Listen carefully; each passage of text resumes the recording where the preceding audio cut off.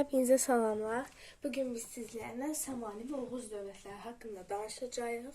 Deməli, qısa, sadə şəkildə əsas məlumatlar qeyd edərək bu dövlətlər Samani və Oğuz dövlətləri haqqında, növbəti dərsimizdə isə Qəznəli və Qaraxanlı dövlətləri haqqında danışacağıq. İlk öncə gəlirik Samani dövlətinə. Samani dövlətində əsas bilməli olduğumuz məlumat mövcudluğu dövründə. Hər bir dövlətdə biz bunu bilməliyik. Samani dövləti 875-ci ildən 999-cu ilə qədər hakimiyyətdə olmuşdur. 875-ci ildə yaranmışdır. Bu dövlət deməli Samani dövləti yaranmışdır. Harada məlumatları qeyd edə bilərsiniz. Mərkəzi Asiyada yaranmışdır. Samani dövləti Mərkəzi Asiyada yaranmışdır. Sonra yatırılması xidmətində olan Saman nəslinin nümayəndələr Mərkəzi Asiyada xilafət canişinləri təyin olunurdular və burada Samani dövlətində Mərkəzi Asiyada yarandı. Bu suallərin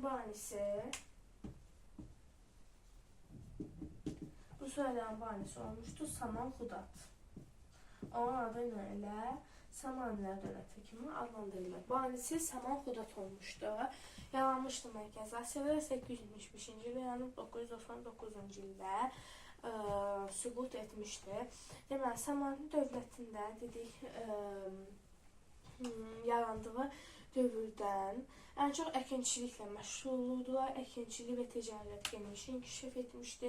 Çəltik, pambıq, üzüm və ipək istehsalı da artmışdı burada. Həmçinin Samani dövlətində sənətkarlıq və ticarətin inkişafında da mühüm rol oynamışdı. Ölkənin paytaxtı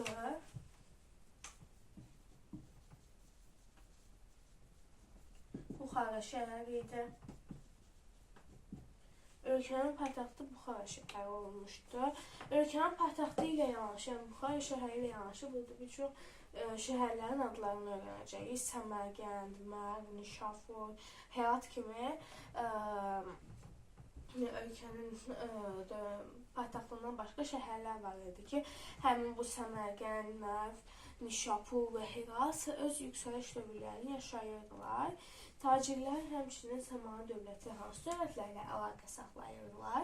Tacirlər burada Şərqi Avropa, Bizans, Çin və Xəzər ətrafı bölgələrlə əlaqə saxlayırdılar. Və Samanilərin dininə gəlsək, Samanilər İslam dinini qəbul etmişlər. İslam dini. Samanilər İslam dinini Mərkəzi Asiyanın möhkəmləndirilməsində mühüm rol oynamışdılar.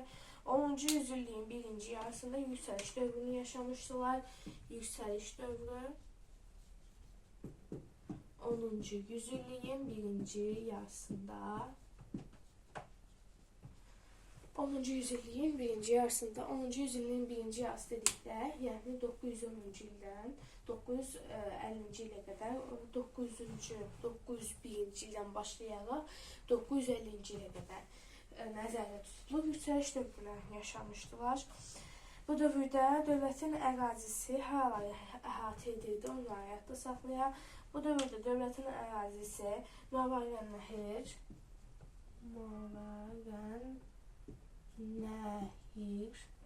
Nahir, Xorasan,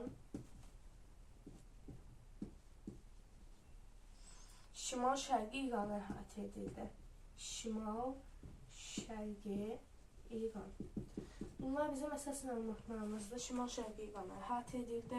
Ona görə idarəçilikdə türk əyanlarından və sərkərdələrdən istifadə olunurdu. Bu dövlətin zəifləməsi sonra getdikcə zəifləməyə başladı. Zəifləməsinin səbəbi nə idi? İri feodalların müstəqilləşməsi idi və feodalların müstəqilləşməsi ilə mərkəzi hakimiyyət zəifləməyə başlamışdı. Və bu dövrdə bundan zəifləməkdən istifadə edən Qaraxanlılar Samani dövlətinə hücum etmişdilər. 999-cu ildə Buxara şəhərini tutmuşdular və Samani dövləti süquta uğramışdı. Deməli, süqut edildi 999-cu ildə kimin tutmuşdu Buxara şəhərini? Qaraxanlılar. Yəni, Qaraxanlılar tutmuşdu. Yəni, qısa olaraq dövlət haqqında bunu danışa bilərik. Samani dövləti deməli 871-ci il yarandı, 999-cu ildə süqut etdi. Qaraxanlılar tərəfindən Qaraxanlılar Buxara şəhərini tutdular. Samani dövləti Mərkəzi Asiyada yaranmışdı. Banisi Samal Xudatı idi, dövləti o yaratmışdı. Paytaxtı Buxara şəhəri idi. Buxara şəhərindən başqa şəhərlərin adlarını da çəkmişdik biz. Deməli, Səmərqənd, Nərv, Nişapur, Herat kimi şəhərlər var idi. Dini İslam dini idi. Yüksəliş dövrü 10-cu yüzilliyin birinci yarısı idi. Əkinçilikdən, ipəkçilikdən geniş istifadə olunurdu. Ticarət, sənətkarlıq geniş inkişaf etmişdi. Deməli, çəltikdən, pamukdan, üzümdən istifadə edirdilər. Deməli, dövlətin ərazisi Maranəhər, Xorasan və Şimal-Şərqi İranı əhatə edirdi. Ona görə də idarəçilikdə Türkiyənin və sərkərdələrindən istifadə olunurdu. İyi feodalların müstəqilləşməsi ilə Samani dövlətinin mərkəzi hakimiyyəti zəifləməyə başladı və beləliklə də Qaraxanlılar da bundan istifadə edərək 999-cu ildə Samani dövlətinin varlığına son qoydular. Bu Samani dövlətidir.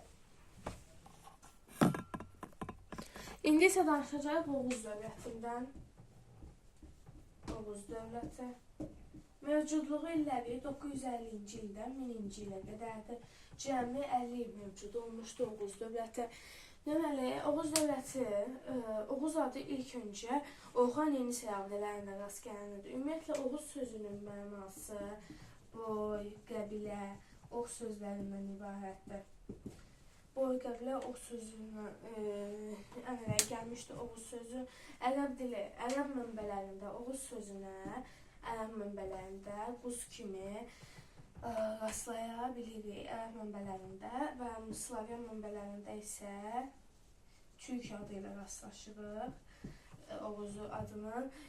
Unutmayın, Oğuz adı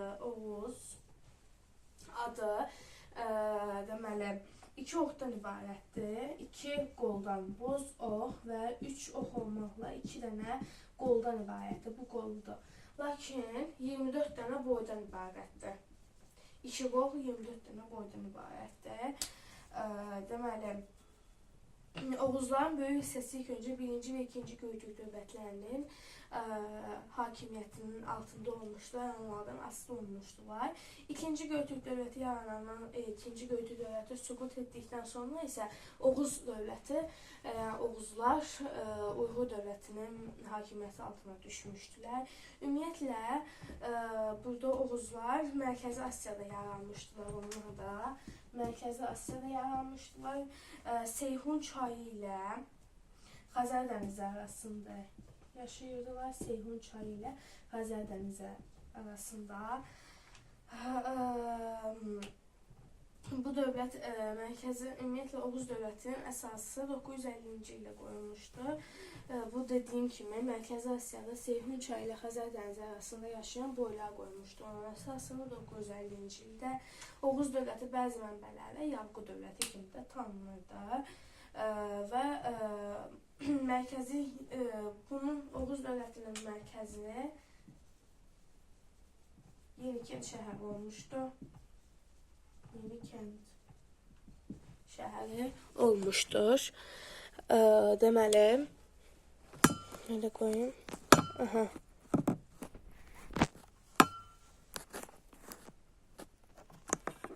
Deməli, bu arada başçılıq edirdi. Hökmdar necə adlanırdı? Yabqu dövləti kimi adlanırdı. Qeyd etdik ki, Yabqu dövləti digər adı Yabqu dövləti idi. Burada başçılıq edirdi. Hökmdar Yabqu kimi adlanırdı. Yabqu bizim hökmdarımız idi. Hökmdardan Yabqudan sonra ikinci şəxsi adlanırdı Subaşı. Subaşıdan sonra dövlətin başçısının köməkçisi isə adlanırdı Gülərgün.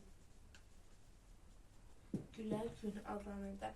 Və bir də var idi divan, hökmdarın yanında məşvərətçi olan kimi fəaliyyət göstərirdi divan.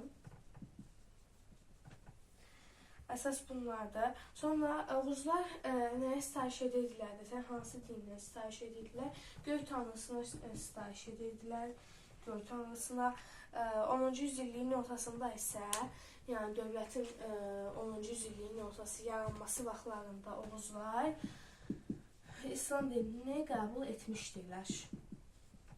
Amma ilk öncə göy tanrısına inanırdılar.